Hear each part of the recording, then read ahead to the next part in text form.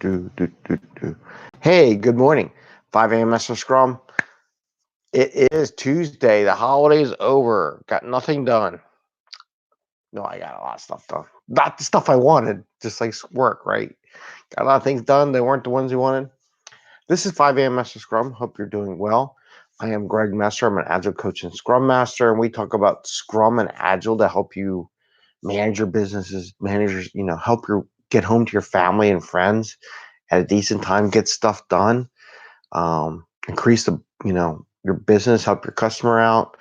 And we try to do it with less stress, give you ideas, techniques, and to have some fun and along the way, right? And today is the 183rd episode. I didn't quite get as much stuff done yesterday on the holiday. I don't know about you all. We have a holiday here in the States, and a lot of things went going on, a lot of side things.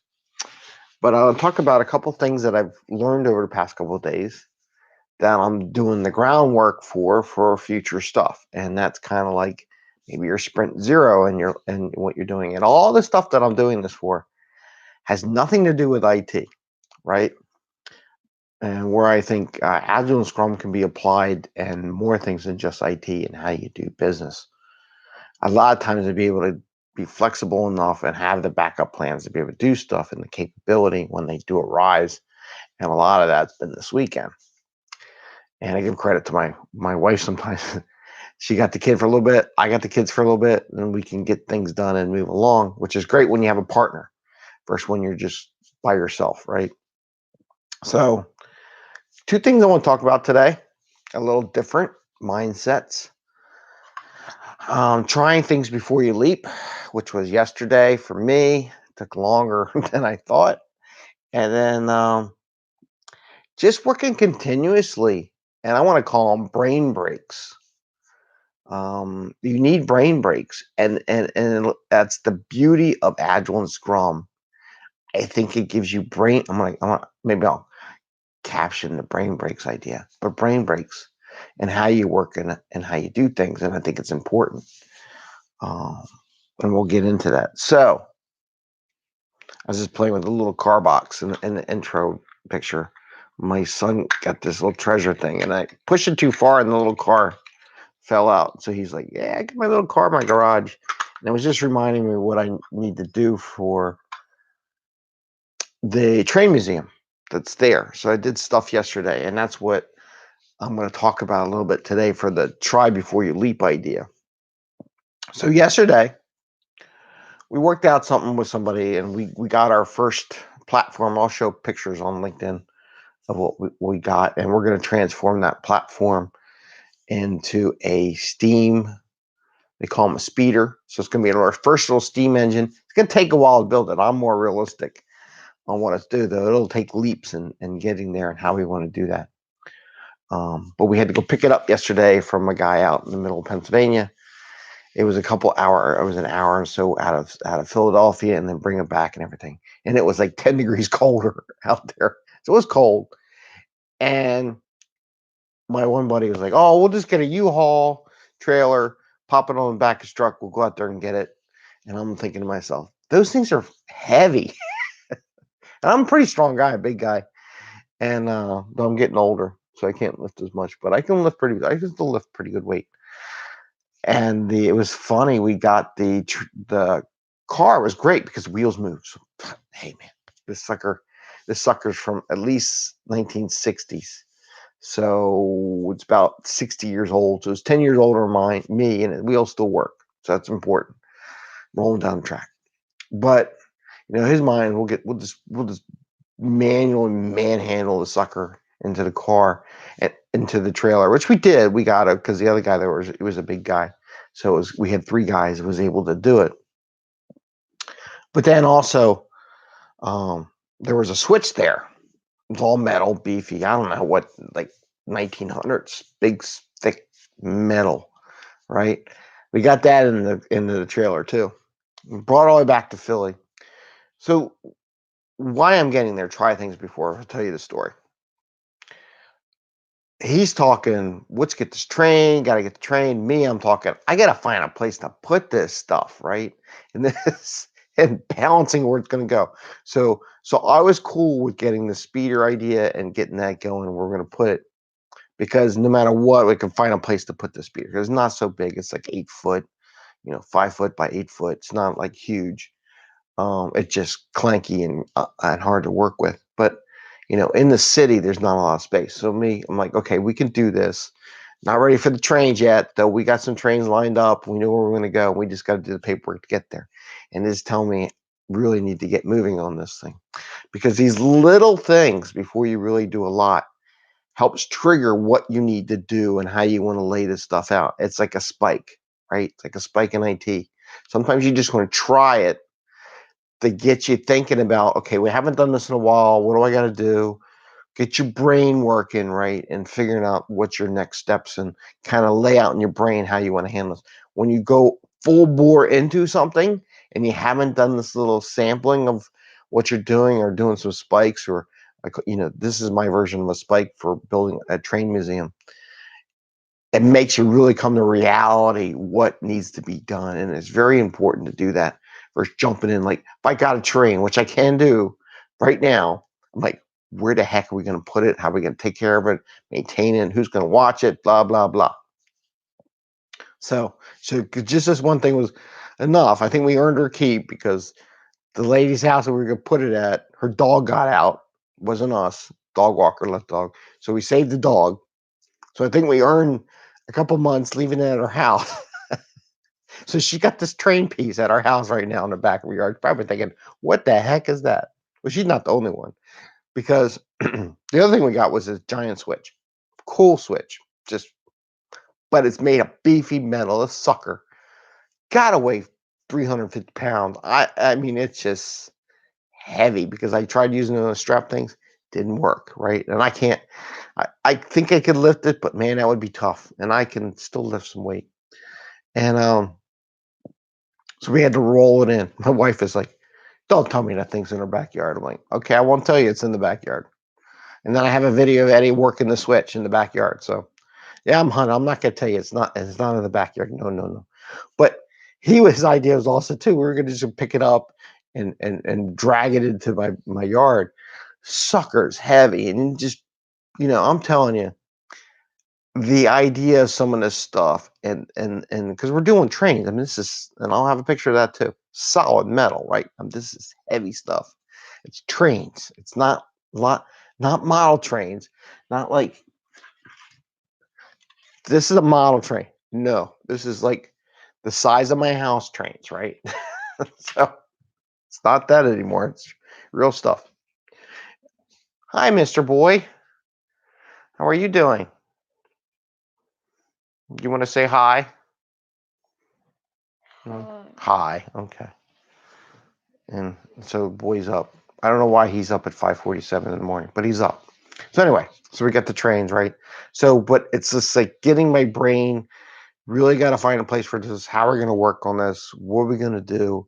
And it just kind of like once you get the opportunity to take it, you just do it. So what I'm just getting at is like try before you leap, try small things, get your brain thinking about what you're going to do to take on this new activity, to give it a sample and things like that.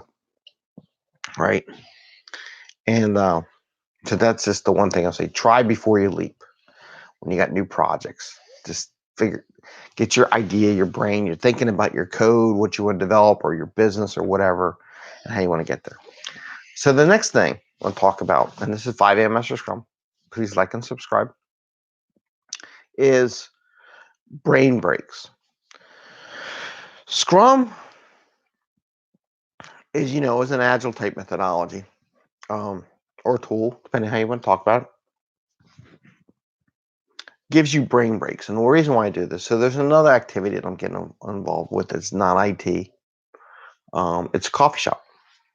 So the other day, I went and hung out with, or just asked a question to a friend of mine who has that coffee shop, watched him work, and I don't know. He said something about he's been working 17 days straight because a couple people left, and it's January. Do we need to hire people to cover that, and and cover the expenses. And when you have your own business, a lot of times you got to do the work yourself, man. It's how you save money. That's how you make money in the end, because you're paying yourself versus everybody else. Otherwise, you don't make any money on it, right? So, and the idea is, he's been working 17 days, right? Works full time the night. I mean, that's what it takes to be a real entrepreneur. It ain't easy.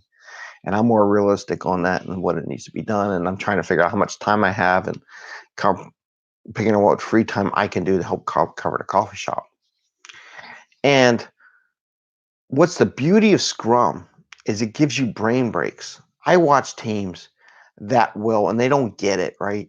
They'll write code, keep going, keep going, keep going, all into the last day, and where we have a demo and a retrospective. The demo and the retrospective are brain breaks. They help pull you out of the code and say, take it easy. I'd rather have teams, just stop coding the day before your demo and your retro, right? Give yourself a break. So many people just want to keep going and not stop. And hey, we're gonna code 24/7.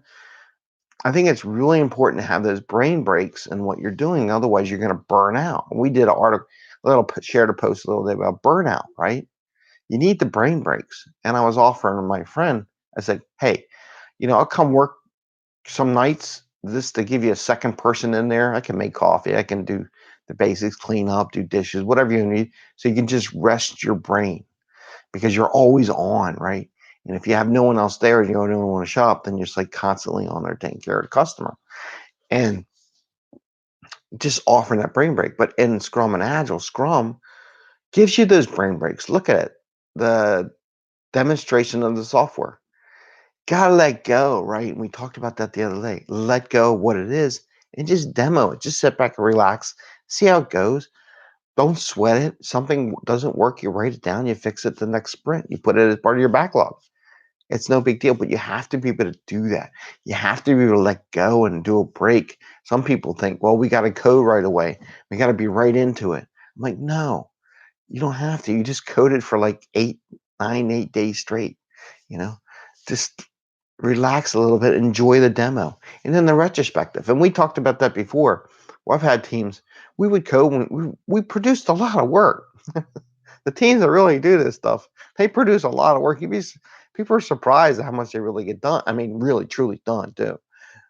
But what we do is we relax a little bit, absorb the reflection on what we did, and we do a reflection or a retrospective on what worked, what didn't work, and how do we make it even better.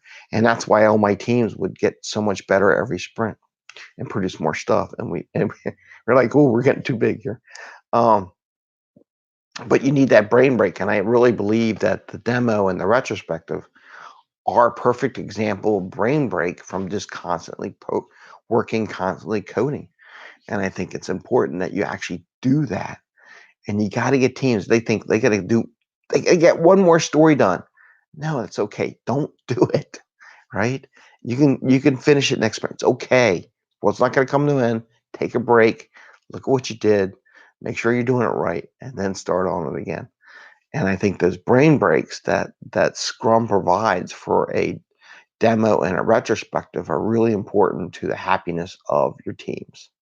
So just want to share that. Try to get your teams to do brain breaks. Like I said, with my buddy who's doing his coffee shop, working 17 days straight, without a break. And I'm like, dude, he had a break this yesterday, so I let him go. I had told him to get some rest, and then we'll talk later about doing some things. But his brain, because he couldn't absorb the idea of having someone come in, because his brain was just totally occupied with producing. And I'm like, hey, I working there for a while, then you can take a break, relax a little bit, de-stress. You can't be at the top level game constantly, because you're going to burn out and you're going to lose it. And then you're going to make dumb decisions, make a lot of bugs, make a lot of issues. So those are the two things I was talking about. So try before you leap. Sample. Don't buy a train, right? Don't buy a train. Get a little train, not a big train, a little train. Figure out what you need to do to move these things and how much strong, beefy people you need to go move this stuff around. It ain't easy, but try before you leap, especially in coding too. You're building a big software package you had never done before. Try a couple little things, get a feel for what needs to be done so you can set the groundwork, the architecture of what you're going to develop. And the other thing is brain breaks. I really do believe them. Everybody else wants to code and go nonstop. And I'm like, no, man, take that last day, last half day, whatever, you finish up what you got, get ready, just prep for the demo and relax and let the demo be what it is. Because the more you get relaxed on the demo, the better your code will be in the long run. You're going to feel better every time you release. It won't be so stressful, and it'll go much better. So with that, we'll say happy scrumming. We got 15:26. So enjoy your day. Happy scrumming. Give a thumbs up, ring the bell, share, like. I love all your comments, and please keep them coming. And if you have any ideas or thoughts or questions, please let me know. And with that, you have a great day. Happy scrumming, and see you tomorrow. Bye. Take care.